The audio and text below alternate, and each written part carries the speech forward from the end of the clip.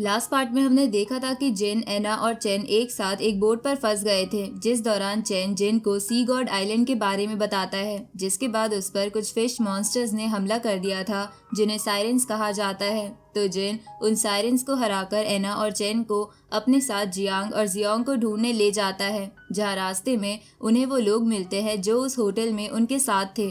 अब उनसे मिलने के बाद जिन को कुछ और साइरेन से भी लड़ना पड़ता है, पर तभी वहां जियोंग और जियांग भी आ जाते हैं, जिनके पास इन सभी के मुकाबले बहुत ज्यादा बड़ी शिप थी। अब आगे तो इस पार्ट की शुरुआत में हम देखते हैं कि जिन और बाकी सभी उस बड़ी वाली शिप पर आगे बढ़ते जा रहे थे, जहां जियांग जिन से कहती है कि समुद्र कितना शांत है, जिस पर जिन कहता है कि हाँ, यहाँ सन्नाटा तो है, लेकिन इसके साथ साथ हम इतनी देर से आगे बढ़ रहे हैं लेकिन फिर भी अभी तक कोहरा सामने से हटा नहीं है। तभी हम वहाँ जियोंग को देखते हैं जो शिप चला रहा था, जिस चीज में बहुत ज्यादा स्पिरिचुअल एनर्जी लगती है और इसी वजह से वो अब थक चुका था, साथ ही उसे चक्कर भी आ रहे थे। लेकिन तभी वहाँ जिन आकर उसे संभाल लेता है और जब जियांग उसकी हालत देखती है तो उससे कहती है कि हमने तो बात की थी कि सभी लोग बारी बारी से जहाज को संभालेंगे, फिर बाकी लोग कहाँ हैं। इस पर जियोंग कहता है कि कोई बात नहीं, वो शिप चला सकता है, पर जिन उससे कहता है कि नहीं, समुद्र में कई तरह के खतरे हैं, इसलिए हमें हमारी स्पिरिचुअल एनर्जी बचाकर रखनी होगी, क्योंकि हमें नहीं पता कि कब हम पर कौन सा खतरा आ जाए।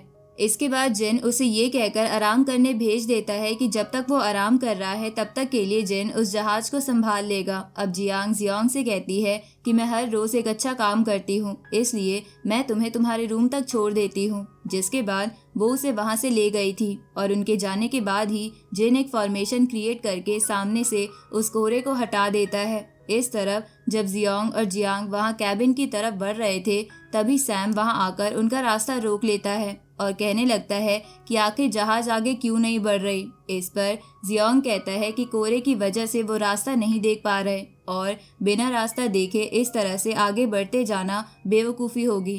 पर इस चीज़ पर सैम गुस्से से चिल्ला के कहता है कि अगर उन साइरेंस ने हमें फिर से ढूंढ लिया तो फिर हम क्या करेंगे। तो जियांग गुस्से में बोलती है कि तुम चिल्ला किस पर रहे हो, खुद तो तुम बैठे हुए थे और अब आकर हम पर ऑर्डर चला रहे हो। अगर तुम्हें इतना ही शौक है तो खुद इस जहाज को आगे क्यों नहीं बढ़ा लेते। साथ ही वो ये भी कहती है कि मैं तो भूल ही गई कि तुम्हारी स्पिरिचुअल एनर्जी तो इतनी कम है कि तुम इस जहाज को हिला तक नहीं सकते। अब जब वो ये सब कह रही थी तब उसकी बातें सुनकर बाकी सब भी वहाँ आ जाते हैं, जहाँ सैम को भी गुस्सा आ रहा था, जो देखकर चैन उससे कहता है कि तुम एक बार जियोंग की हालत तो देखो, वो बहुत थक गया है, तुम्हें इस तरह से उसे फोर्स नहीं करना चाहिए। लेकिन सैम उस पर भी गुस्सा करते हुए उसके पास आकर कहता है कि तुम बीच में मत बोलो, क्योंकि ये सब तुम्हारी और उस दुआन की वजह से ही हुआ है। जहां सैम उससे लड़ने के लिए भी तैयार था, लेकिन तभी ली वहां आगे आते हुए उन दोनों को समझाकर कहता है कि हम अभी बहुत बुरी सिचुएशन में फंसे हुए हैं, इसलिए हमें इस तरह एक दूसरे से लड़ना नहीं चाहिए और मिलकर काम करना चाहिए। तभी एना कहती है कि वो एक लड़की है, इसलिए उसे जहाज चलाना नहीं आता, जिस वजह से वो मदद नहीं कर पाएगी। इसके बाद ली भी कहने लगता है कि वो उन साइरेंस के साथ लड़ते हुए बहुत ज़्यादा थक गया है, इसलिए वो भी मदद नहीं कर सकता। और इतना कहते हुए वो फिर से सारा काम जियोंग को करने को कह देता है। लेकिन ये सुन के जिन वहां पर आकर कहता है कि तुम लोगों को देखते हुए तो नहीं लगता कि उन सायरन से लड़ने के बाद तुम्हारी हालत इतनी ज्यादा खराब हुई है। ये सुनकर सभी के चेहरे उतर गए थे और वो कुछ भी कह नहीं पा रहे थे। तभी वहाँ सैम गुस्से में आगे बढ़ते हुए कहता है कि अब इस जहाज को मैं ही चलाऊंगा। लेकिन जब वो आगे जा रहा था उसी समय जिन अपनी स्पिरिचुअल एनर्जी से उसे हवा में उठा लेता है, जिसके बाद वो उसे हवा में बहुत ऊपर ले आता है, जहाँ से सैम हर तरफ देख पा रहा था। साथ ही उसे वहाँ चारों तरफ सिर्फ फॉग ही फॉग दिखता है। तभी अचानक से उसके ऊपर बिजली गिरती है, लेकिन इससे पहले ही जिन उसे वापस नीचे खींच लेता है, जिसकी वजह से वो बच जाता है। पर सैम को इस चीज़ पर बहुत गुस्सा आ रहा था। तभी जिन उससे कहता है कि अगर तुम इस जहाज को चलाओगे तो हम सब मारे जाएंगे, जिस पर सैम कहता है कि इस तरह से समुद्र के बीच इंतजार कर कर मरने से अच्छा है हम कोशिश तो करें। तो जिन उससे कहता है कि अगर ऐसी बात है तो तुम जो करना चाहो वो कर सकते हो। लेकिन सैम भी जानता था कि वो एटीट्यूड में आ तो गया, पर उसे जहाज चलाना तो आता ही नहीं है। इसलिए वो तुरंत वहां से अंदर की तरफ चला जाता है, जिसके बाद एना और चैन भी उसके पीछे पीछे चले जाते हैं। पर ली यहीं रुका था और वो जिनसे कहता है कि आपकी स्पिरिचुअल एनर्जी बहुत ज्यादा है, इस वजह से अब मैं और आपसे ये बात नहीं छुपा सकता। जहाँ वो उसे बताता है कि वो ज्योग्राफी का मास्टर है और उसे इस तरह की सिचुएशन से निकलने के बारे में पता है। साथ ही वो कहता है कि हम लोग मिलकर काम कर सकते हैं क्योंकि मुझे बाहर निकलने का रास्ता भी पता है। इस पर जिन हाँ कर देता है। इधर जियांग भी खुश थी। साथ ही वो ली से कहती है कि आपको रास्ता पता है, फिर आपने ये बात हमें पहले क्यों नहीं बताई। पर इसके बाद वो सभी उस व्हील के पास आ जाते हैं तो जिन ली को उस व्हील को कंट्रोल करने का इशारा करता है, लेकिन इस पर ली कहता है कि मैंने सिर्फ रास्ता बताने में मदद की बात कही है, ना कि इस जहाज को चलाने में।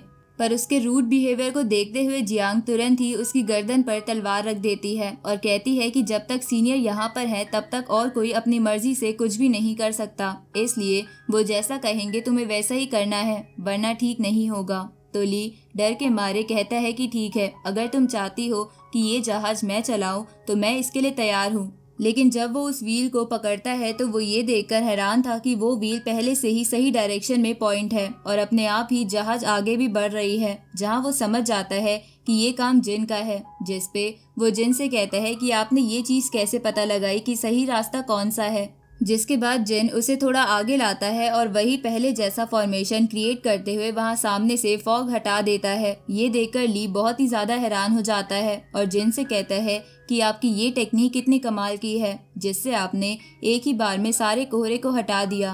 पर इतने में ही वहां चैन आता है और कहने लगता है कि मैं अब और दूसरी तरफ खड़ा नहीं रह सकता, मुझे पहले ही उन सायरन से डर लगता है। जिसे देखकर हमें पता चलता है कि इन लोगों ने काम आपस में बांट लिए थे। जहां कुछ लोग इस व्हील को संभाल रहे थे और कुछ दूसरी तरफ उन सायरेंस को देख रहे हैं, जिससे कि वो सायरेंस अगर इनका पीछा करे तो इन्हें पहले ही पता लग सके। इस तरफ बाकी बचे लोग वहां कैबिन में थे, जिसकी वजह से चैन की वहां अकेले ड्यूटी लगी हुई थी, इसलिए वो भी डर के अब यहीं आ गया था। जहां उसे डरता देख जिन उससे कहता है कि कोई बात नहीं, तुम यहाँ पर ली के साथ इस व्हील को संभालो, हम तीनों वहां उन सायरेंस पर नजर रखते हैं। इसके बाद जिन, जियांग और जियोंग तीनों ही वहां से उस जगह के लिए आगे बढ़ गए थे। लेकिन वहां आने के बाद जियांग को अचानक से पानी से कुछ आवाज सुनाई देती है और जब वो वहां नीचे देखती है तो उसे वहां कुछ सायरेंस दिखते हैं, इसलिए वो कहती है कि ये हमारा पीछा नहीं छोड़ रहे, साथ ही ये फिर से यहाँ पर आ गए। अब जिन भी आगे बढ़कर उन्हें देखता है और अपने पास से उस एटर्नल लाइफ स्टोन को बाहर निकालता है, जहाँ वो स्टोन अभी ग्लो कर रहा था। जिसपे जिन कहता है कि मेरा शक सही था, ये सायरेंस इस स्टोन का पीछा कर रहे हैं, लगता है इस स्टोन और इन सायरेंस का आपस में कुछ कनेक्शन है, जिससे ये एक दूसरे की एनर्जी को महसूस कर पाते हैं। क्योंकि पिछली बार भी जब इन सायरेंस ने हम पर हमला किया था तब भी ये स्टोन ग्लो कर रहा था। जिस पर जियोंग पूछता है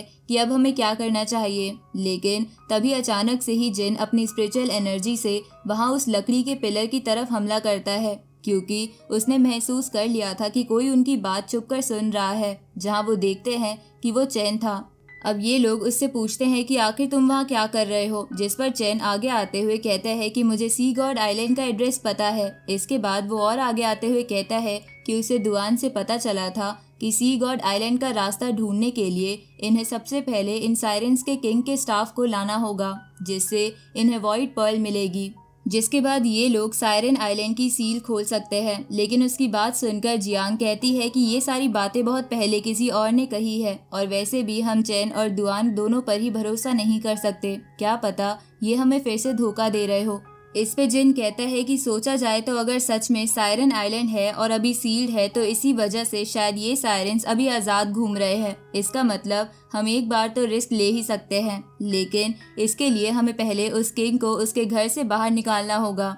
अब यहाँ से सीन चेंज होकर कैबिन में आता है, जहाँ पर हम देखते हैं कि अभी सी युई की थोड़ी सी तबीयत खराब थी, जिस वजह से सैम उसके पास बैठा हुआ था। जिसके बाद सी युई जब जागती है तो वो पूछती है कि क्या हम किनारे पर पहुँच गए, जिस पर सैम उससे कहता है कि नहीं, अभी जहाज ने फिर से चलना शुरू ही किया है, पर शायद हम जल्द ही किनारे तक पहुंच जाएंगे। इसके बाद जब सी युई खांस रही थी तो सैम उसे कुछ मेडिसिन दे देता है। इधर एना और उसका दूसरा साथी भी वहीं खड़ा हुआ था। तभी एना कहती है कि मुझे तो कुछ गड़बड़ महसूस हो रही है। उसी वक्त हम सीयुई की गर्दन की तरफ देखते हैं जहां उन साइरेंस के अटैक की वजह से उसे एक कट लग गया था। साथ ही वो कट अचानक से फिर से चमकने लगता है और उतनी जगह से सीयुई की बॉडी बिल्कुल उन साइरेंस की तरह हो जाती है। इसके बाद हम बाहर की तरफ जियांग को देखते हैं जहां वो भी अपने हाथ पर खुजा रही थी क्योंकि उसके हाथ पर भी सीयुई की गर्दन की तरह एक कट लगा हुआ था। इधर वो सभी उस जगह पर पहुंच चुके थे जहां वो एटर्नल लाइफ स्टोन बाकी जगह के मुकाबले ज्यादा ग्लो कर रहा था। इधर जिन आगे बढ़ता है और वहां हवा में आते हुए उस स्टोन को बाहर निकाल लेता है, जिसके बाद वो उसकी एनर्जी से सभी साइरेंस को बुलाने की कोशिश कर रहा था। जहां देखते ही देखते वहां पर बहुत सारे साइरेंस आ जाते हैं, जिससे ली बहुत डर जाता है और कहता है कि हम खुद मौत के मुंह में आ गए हैं और मुझे इस तरह का खेल खेलना बिल्कुल पसंद नहीं है। जिसके बाद वो तुरंत उस जहाज के व्हील को मोड़ने लगता है जिससे कि वो भाग सके, लेकिन तभी जियांग उसकी गर्दन पर तलवार रख देती है और उसे कहती है कि जैसा तुमसे कहा जाए सिर्फ वही करो, क्योंकि ये तलवार मैंने सिर्फ दिखाने के लिए नहीं रखी है। लेकिन इससे ली को भी थोड़ा सा गुस्सा आ जाता है पर वो कुछ नहीं कर सकता था, इसलिए वो बस इतना कहता है कि तुम गलत फैसला ले रही हो। अगर हम यहाँ से नहीं निकले तो जिन भी मारा जाएगा और फिर उसके बाद तुम्हें सायरन से कौन बचाएगा। लेकिन इस पर जियांग कहती है कि ये हमारी प्रॉब्लम है और सीनियर हर चीज प्लान के हिसाब से करते हैं, इसलिए तुम अपने दिमाग को शांत रखो और हम जैसा कहते हैं बस वैसा करो। दूसरी तरफ जिन जब देखता है कि वहाँ बहुत सारे साइरेंस आ चुके हैं तो वो उन्हें मारना शुरू कर देता है। जहाँ उसने फिर से अपनी गन निकाल ली थी और वो गोली चलाते जा रहा था, जिसकी वजह से वहाँ पर उन साइरेंस की डेड बॉडी की बारिश होने लगती है। जहाँ देखते ही देखते लगभग वहाँ के सारे साइरेंस मारे जाते हैं। लेकिन इससे कुछ देर के लिए अब समुद्र शांत हो जाता है, जिसके बाद फिर से पानी में हलचल होती है जहां उन साइरेंस का किंग बाहर निकल कर आता है, जो बाकी साइरेंस के मुकाबले साइज में बहुत ही ज्यादा बड़ा था और बाहर आते ही वो बहुत ही तेजी से चीखता है। जिसके बाद हम देखते हैं कि अचानक से जियांग के हाथ में बहुत दर्द होने लगता है और फिर धीरे धीरे उसकी पूरी बॉडी साइरन की तरह बदल जाती है। और सेम इसी तरह वहाँ कैबिन के अंदर सीयुई का भी यही हाल होता है जहाँ उसकी भी पूरी बॉडी सायरन में बदल गई थी। ये देखकर वो खुद भी बहुत जोर से चीखती है और इसी के साथ ये पार्ट यहीं खत्म होता है।